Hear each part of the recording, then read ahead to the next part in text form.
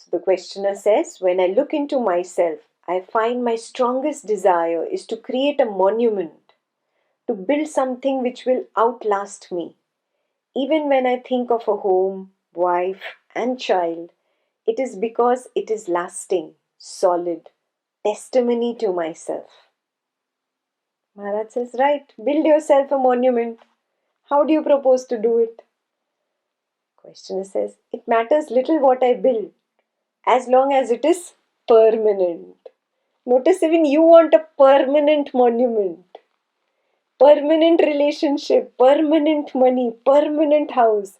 My car should last my entire lifetime. Permanent car you want.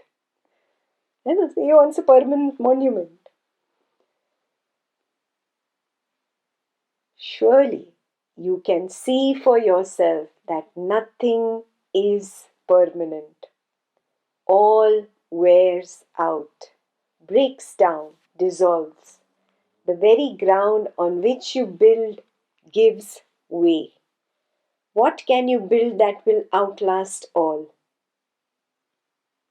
Questioner says, intellectually, verbally, I am aware that all is transient. Yet somehow my heart wants permanency. I want to create something that lasts. Maharaj says, then you must build it of something lasting. Here comes the real answer. What have you that is lasting? Neither your body nor mind will last. You must look elsewhere.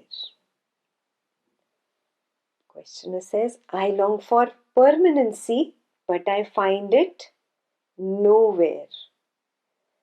Maharaj says, look closely, examine carefully. Are you yourself not permanent?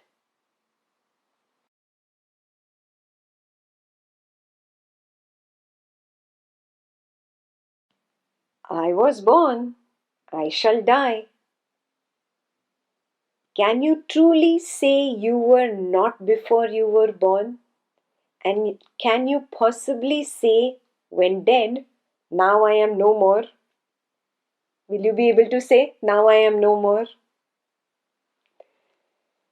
You cannot say from your own experience that you are not. You can only say, I am. Others too cannot tell you, you are not. Yes. What is Maharaj hinting at? Direct experience. Maharaj is hinting at direct experience. Just go with your direct experience. In your direct experience, forget about death also. Do you have experience that you were born? Yes? Do you have experience, or mommy and daddy told you that you were born? है ना?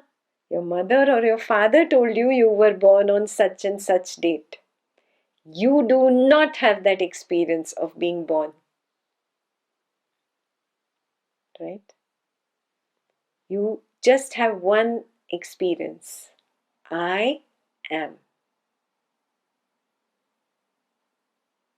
Yeah? Similarly, he says, when you die, will you be able to say, I am no more? You will not be able to say, I am no more. Who says? Who speaks? This body-mind mechanism speaks. Can the witness consciousness speak?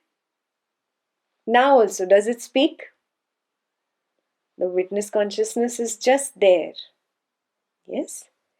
So you will not be able to say, I am no more. So in your direct experience, you just go with that, Maharaj says. I am is the only direct experience. So the questioner says, there is no I am in sleep. Very smart questioner. Okay. Then Maharaj says, before you make such sweeping statements, examine carefully your waking state. You will soon discover that it is full of gaps. When the mind blanks out. How many of you blanked out in this past 1 hour? For a few seconds. So there are gaps in your waking state. You notice that? Yes? Good. So everybody knows that there are gaps in waking state. Yes? So I have lots of gaps in waking state. Start thinking, why are there gaps? I'm going to ask you this question very soon. You will soon discover that it is full of gaps when the mind blanks out. Notice how little you remember even when fully awake. You cannot say that you were not conscious during sleep.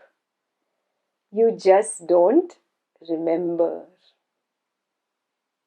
Yeah? So deep sleep is just a gap in memory, just like you have gaps during the waking state. What did you have for breakfast this morning? Do you remember? What did you eat last night for dinner? You're sitting and thinking over there. You see? So there are gaps in your waking state when you're fully awake. What are these gaps? Nothing, they're gaps in memory. Similarly, deep sleep state is a gap in memory.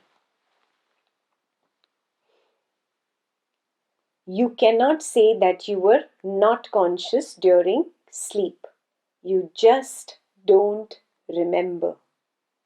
A gap in memory is not necessarily a gap in consciousness. Can I make myself remember my state of deep sleep? Of course. By eliminating the intervals of inadvertence during your waking hours, you will gradually eliminate the long interval of absent-mindedness which you call sleep. You will be aware that you are asleep. We have discussed this before. It's not such a difficult thing. Yeah, Maharaj gives you the clue. How will I become more aware in my sleep? When I become fully awake and aware in the waking state. Yeah, these gaps that I'm having in my memory about the waking state. I can't remember what I had for breakfast, what I had for dinner yesterday. Simple things. There are gaps in my memory in the waking state. When these fill up, these are called gaps of inadvertence. Inadvertence is negligent. I'm just not paying attention, carelessness, heedlessness, absent-mindedness. Yeah. So because of these gaps of absent-mindedness, it carries into my sleep. Yeah. I allow these gaps of absent-mindedness. I have started living life that it's okay to be absent-minded. Do you see this? You reverse that. Constantly aware, moment to moment to moment to moment to moment to moment in the now. Aware, in the now, in the now, in the now. There will be no more gaps in your memory. At least in the past 24 hours, or at least since this morning till now. No gaps in the memory at all. Yeah? Clear awareness of the waking state. It will naturally leak into your sleep. You will be aware, I am dreaming. And then when you go into deep sleep state, you will be aware that the body and mind are sleeping.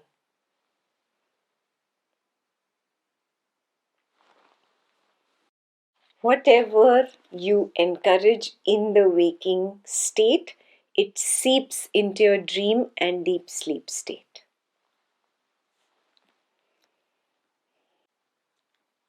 So now the questioner turns the whole conversation around. He's not interested anymore there. He says, yet the problem of permanency, of continuity of being is not solved. What was his problem? I want everything to be permanent. You remember his monument? He wants a permanent monument. That is more important to him than being aware in deep sleep. Look at his priority. So Maharaj says, permanency is a mere idea born of the action of time. Time again depends on memory. By permanency, you mean unfailing memory through endless time. You want to eternalize the mind, which is not possible. Yeah? I want it to be permanent. Can it be permanent? Nothing can be permanent because there is just the now, the now, the now. Again and again there is the now. And the now is constantly changing. Again and again is changing and changing and changing. Everything is changing again and again. My mind wants that it should not change. It should remain. That is why mind has tricked me into believing there is a timeline. On this timeline, there is a past and there is a future and there is this now. And I can hold on to things from the past to the present and all the way into the future. Yes, this is a story. It's an idea. It's not true. Now, do you understand the first line? Permanency is a mere idea born of the action of time. Idea means जो सत्य नहीं है, that which is not true. Just an idea, a concept, a belief.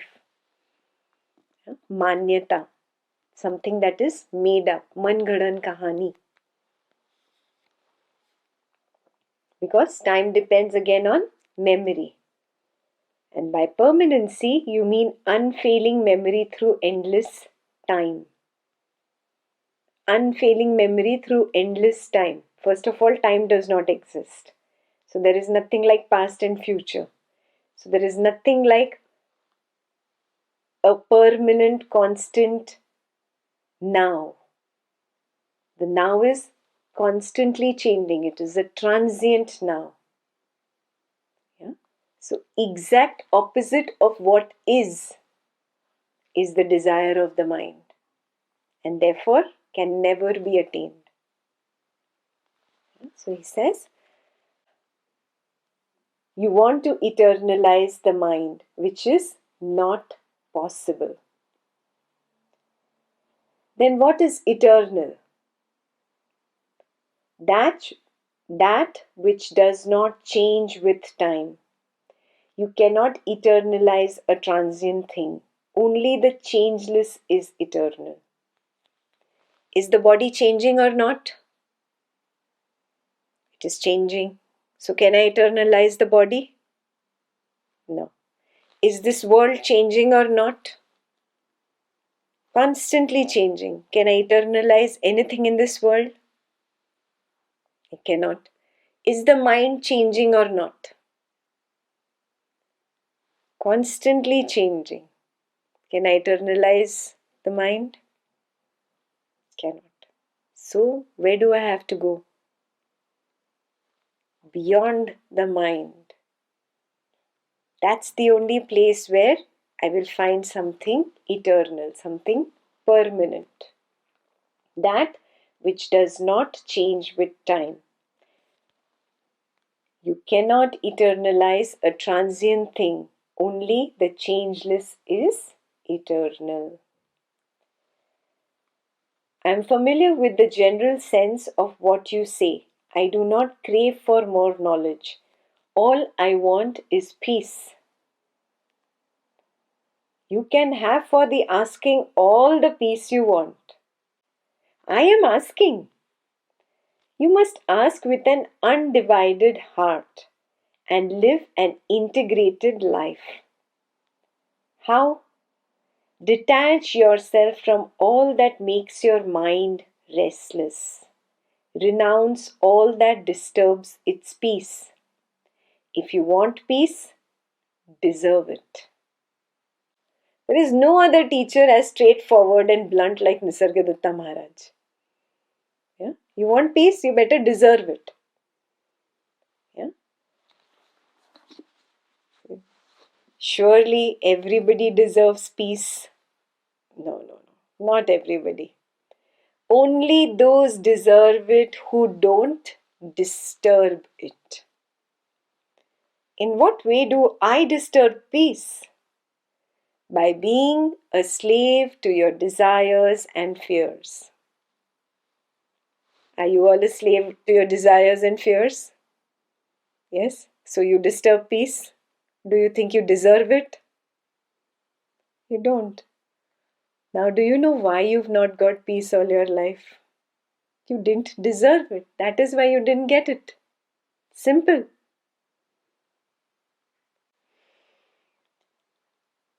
So the questioner says, even when they are justified, he's trying to make desire and fear justified. Emotional reactions born of ignorance or inadvertence are never justified. Seek a clear mind and a clean heart. All you need is to keep quietly alert, inquiring into the real nature of yourself. That is the only way to peace. What is he telling you indirectly? That it is impossible to find peace in the samsara. Forget about it. It's not happening. Not in your child, not in your spouse, not in your parent, not in your sibling, not in your money, not in your name, fame, power, politics. Forget about it. It's a bitter pill to swallow, but it is the truth. The day you accept this truth, that here there is no peace, cannot be found here, yeah? Then you stop looking in this wrong place. Right? Because I'm looking in this wrong place, there is desire. Correct? If I was not looking here, there would not be desire. Yeah? And because I want only peace from here, there is fear of getting anything other than peace. So both desire and fear are born out of my search for peace here in this samsara, in this external world.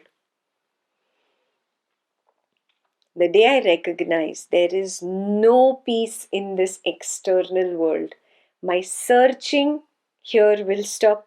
When my searching here stops, desire will drop, fear will drop. Yeah? And how will my searching here drop? Give me somewhere else to put my foot, then I will take my foot off this boat, no? Yeah? He says, take your foot off the boat of samsara and you put your foot in the self. That is the only place where you can find peace. Peace is not there in this external samsara. There is no other way out. So if you're truly looking for peace, again and again, take that step to the witness, to the one beyond the mind.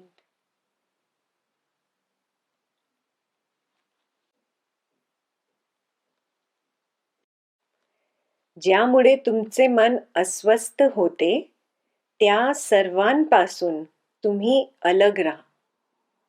ज्यामुळे मनशांती बिघडते, त्या सर्वांचा त्याग करा. तुम्हाला शांती हवी असेल तर तिच्यासाठी लायक व्हा. In Marathi, it really comes out, you have to be layak. You really need to be eligible, is a better translation than deserve it.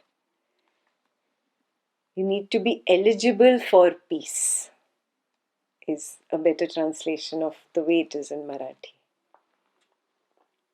तुम्हाला शांती हवी असेल तर तिच्यासाठी लायक व्हा. निश्चितच प्रत्येक जण शांतीसाठी लायक असतो. जे शांती बिघडवीत नाहीत तेच शांतीसाठी लायक असतात. रीतीने मी शांती बिघडवितो. कशामुळे? तुमच्या इच्छा आणि भीती याचे गुलाम होऊन तुम्ही शांती बिघडवता. Means because of being a slave to your iksha, your desire and your fear.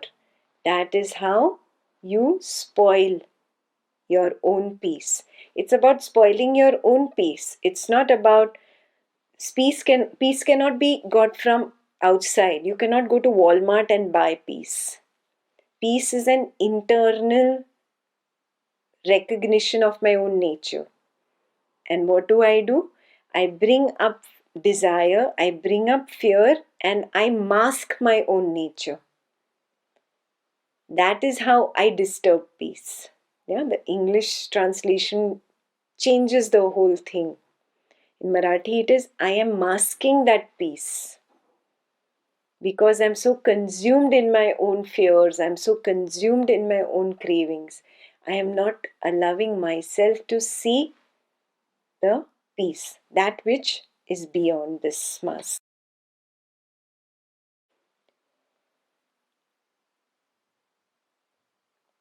इच्छा आणि भीती योग्य असताना देखील अज्ञान आणि गफीलपणा याच्यामुळे निर्माण होणाऱ्या भावात्मक प्रतिक्रिया कधीच योग्य नसतात. Because of agyan. Yeah? Because of agyan and gafilpana. Gafilpana means very careless, not taking care of things, not absent-minded, not bothered. Careless how when you were very young, you were very careless, used to not take care of things. Like that, only you have a careless attitude towards your own inner environment. That's called gafilpana.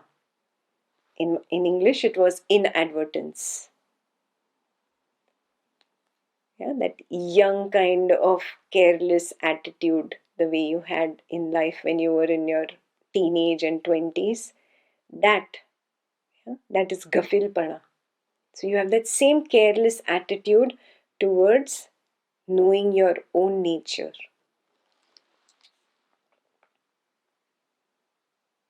So because of that careless attitude and ignorance, whatever emotional reactions you have, they are not justified.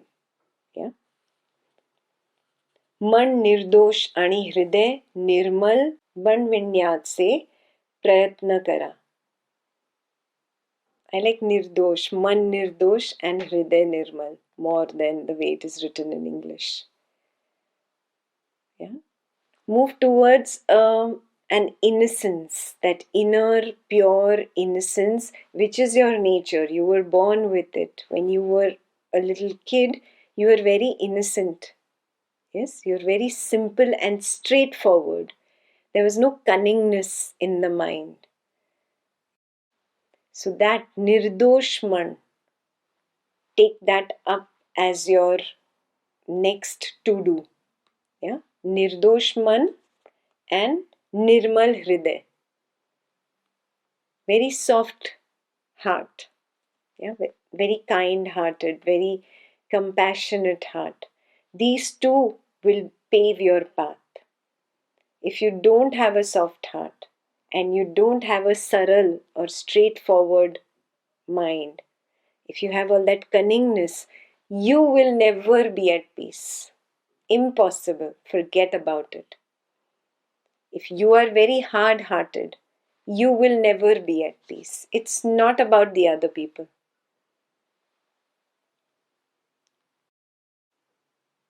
I get peace from my state of mind.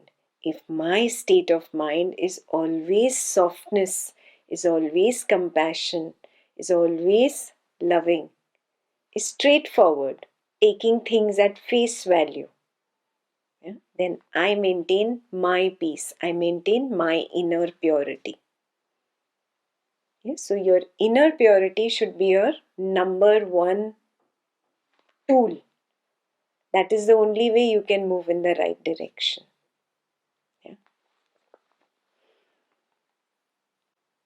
शांतपणे सावध राहून तुमच्या स्वतःच्या स्वरूपाचा शोध घेणे एवढेच तुम्हाला पुरेसे आहे. हाच शांतीचा एकमेव मार्ग आहे. Find your Swarup. Swarup is true nature.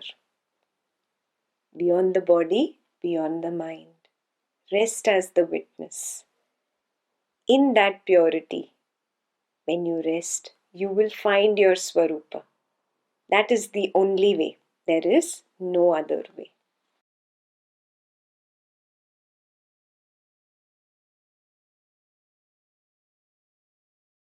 So take this up as a very important pointer. I have to work on my inner purity going forward. Even if other people are impure, I will still remain pure.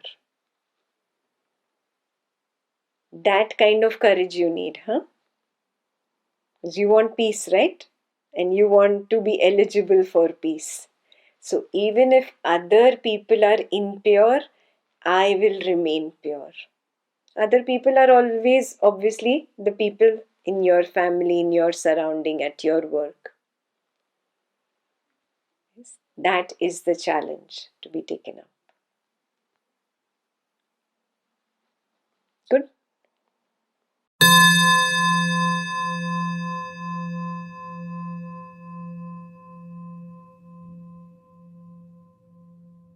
He's only talking about one thing. Chapter number 1, sense of I am. Sense of I am being the witness. The witness is beyond the body and mind. There is no other topic we are going to discuss in the entire book. So don't try to go into your own Dvaitam, old-fashioned ways. No, there is no other philosophy here. Those were nice philosophies. Let them stay there. We are only talking about one thing on this path. Again and again, go to the sense of I am. Be the witness, the awareness. Recognize I am not the body, I am not the mind. There is no other teaching in Advaita. Advaita begins and ends with that one single teaching. The entire book is a repetition of the same teaching. So don't try to find flavor here. There is no flavor. This is not Baskin Robbins with 50 plus flavors. Plain vanilla. Straightforward, plain vanilla. Direct path. Directly to the self. No confusion for the sadhak at all. Only one teaching. I am not the body, I am not the mind. I get confused because I assume that I am either the body or the mind. That is why, to get rid of this confusion, I have to take the step beyond, be the witness and recognize, aha, this is something I had missed all my life. This is the self. Please stop looking for that individual soul. That was a wonderful story for babies. There is no individual soul. Very nice story for little kids. We need to grow up. Advaita is growing up. Okay?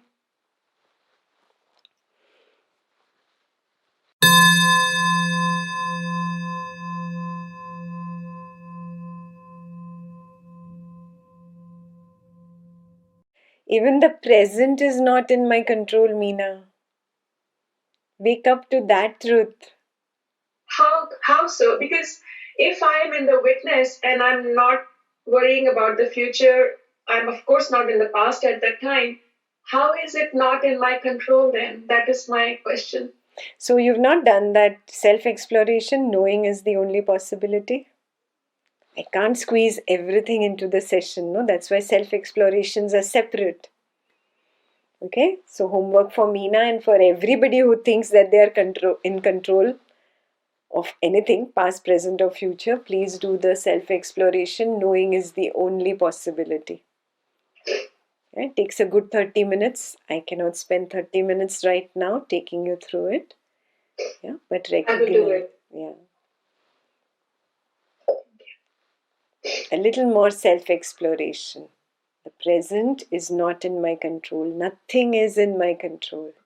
Yeah? Wake up and see this. The body and mind perform their actions automatically.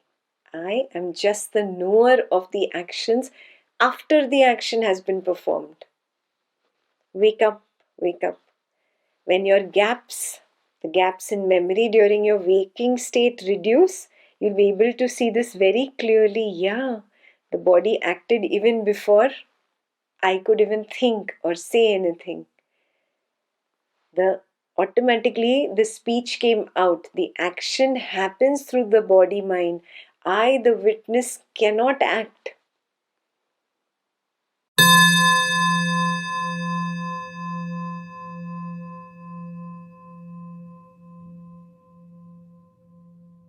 You just remain as the witness. Recognize I am the witness. I cannot be the body mind. It is a bluff that I have played with myself all my life. I'm going to stop playing this bluff now. I'm going to just see it. Moment to moment, call out the bluff. Moment to moment, throughout the day, again and again, just be the witness, be the witness. Beyond that, the journey is automatic. There's nothing to do. You cannot do. Yes. Yeah, I understand that. Sometimes it makes you think, okay, you can do something better. But Yeah, it's not. there's It is nothing. not. Correct, correct. Yeah, When you truly recognize that you are the witness, then this question only doesn't arise, what should I do?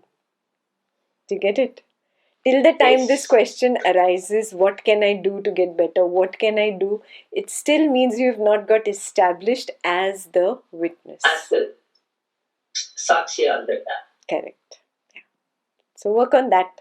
Stay as the witness again and again and again. Thank you.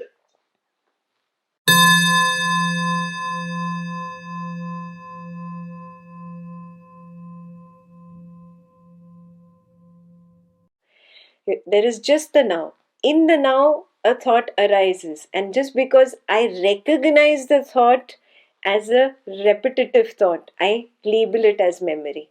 There is nothing like memory. There is no box called memory. It's nothing but a repetitive thought. So when I'm in the now, even in the now, I am not 100% there. I'm getting consumed in the now. So, how you should see it, there's nothing like memory, but even the now, I am not 100% there. I'm getting consumed in whatever the husband's talk, the whatever happened at work, whatever interaction is happening, I'm getting so entangled. The tadatma is happening in the now. I'm not able to stand apart in the now and see it. And that is creating gaps in my understanding also. And then mind is very cunning. It fills up gaps with stories. It fills up the gaps with repetitive thoughts. Yeah, that is labeled as memory for the beginner. For an Advaitin, it's a repetitive thought of the now. Yeah, so I see it very clearly. Oh, I still have a gap in the now. I am not here. I'm not here. I'm not here. To stand apart and watch, just watch. That is the meaning of being in the now. So this should be a continuous process for you now. I stand apart. I like what Krishnamurti says. He's saying, I am choicelessly aware. I don't have a choice.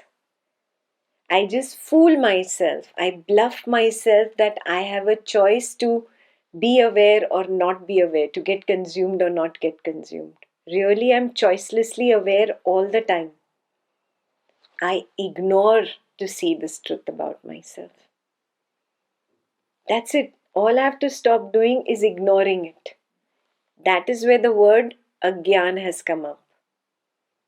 Agyan simply means I was ignoring what is. I was ignoring the present. I was ignoring the now.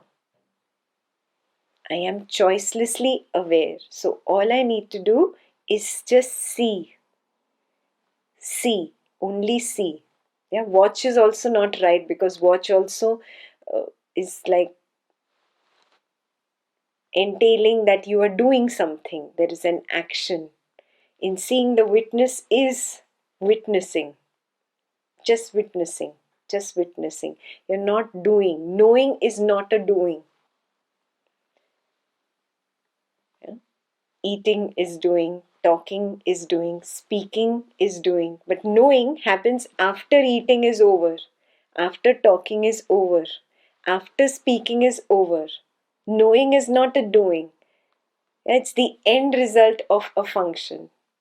So he's saying, instead of jumping into the function, you just stand apart and know. You'll recognize, oh, knowing is my only possibility. The doing was an assumption. The function was an assumption. Choicelessly aware. Just knowing. Again and again in the now. No gaps.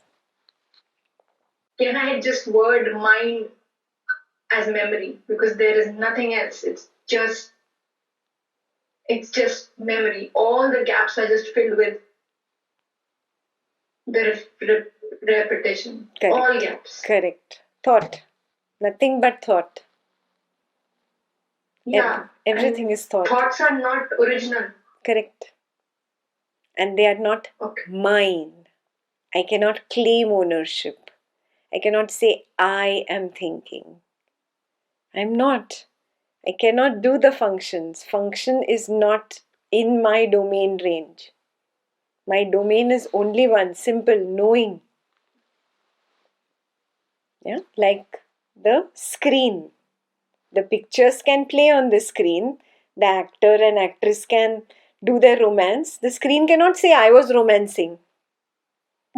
The screen can only know the romance. The screen can only know the drama. The screen can only know whatever is happening.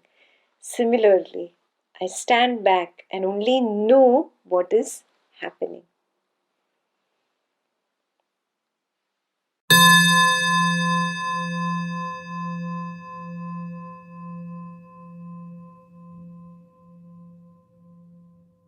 There is really no point. Stop trying to look for any point in this world of people, situations, and things. Stop looking for peace here. That's how I ended today. Your problem is you're looking for peace here in people, situations, and things, and you're failing continuously. You've been failing for the past 20, 30, 40 years of your life. Continuously there is failure because you're looking in the wrong place. You've lost your keys. You've lost your keys inside the house. But inside the house there is no electricity. So you're looking outside the house. There's light here. But it doesn't make sense. You lost it somewhere else.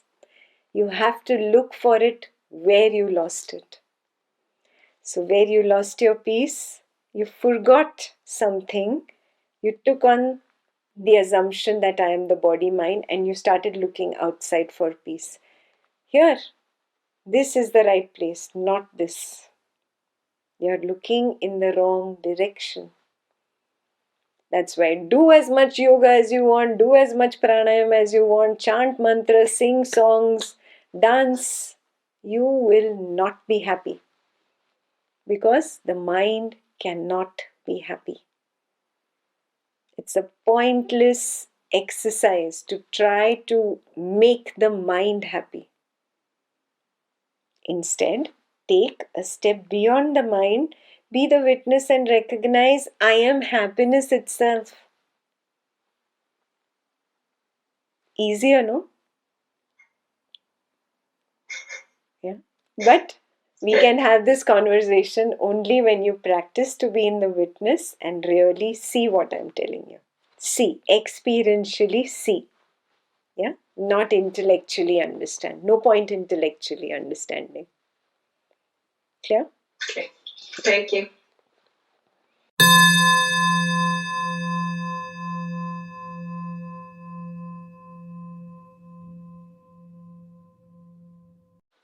So the body mind is that which is experiencing the sukha and dukkha in this world. The witness consciousness forgets itself. It forgets that I am the witness and it becomes one with the body mind and says, oh, I am experiencing the sukha and dukkha of the world. It is only a misconception of the witness. The moment the witness wakes up from this, recognize, no, I am separate. The body mind is separate. The body is going through its disease, its old age, its dukkha. But see, I, the witness, am untouched. I don't feel old. That's why when if somebody says, Sumant, you're looking so old, man. Does Sumant feel old? You never feel old. Why? Because that's the moment you take this step to the witness and recognize the distance between the witness and the body mind. You get it? Many times it happens in the day naturally to you, Sumant. It happens to each one of us. Many, many times we take this step beyond and recognize, no, I am not this body mind. And again we get consumed. Yeah. So when it gets consumed, it's called the experiencer. When it stands apart, it is called the witness. And that battle will go on all the time. It'll go on. That is not the problem. The battle is not the problem. What is the problem? The wrong assumption I am the body mind is the problem. Yeah. So I choose, voluntarily, willingly choose to be the witness all the time, 24/7. Then whatever happens to the body mind is happening because of the rhythm of life. I cannot control the rhythm of life. I stand apart as the witness. So the moment you get mixed up with the body-mind complex, you become the kind of confused experiencer. Then I am the doer also, not just experiencer. I am doing this. See, if I didn't do this, then how would this happen? All a bluff. It's a bluff. Yeah, but you have to experientially see it. That's why I'm insisting that you do that self-exploration. I'll ask the volunteers, please could you send the YouTube link to everybody. Yeah. Yeah. So everybody please do that. They'll send you the link to that self-exploration. Yeah. So please do this because only when you experientially see, oh, I am not the body and mind. I am just the knower of what is happening at the body-mind level. When you experientially recognize, then all this opens up. It blossoms. It becomes another reality of yours rather than just an intellectual understanding.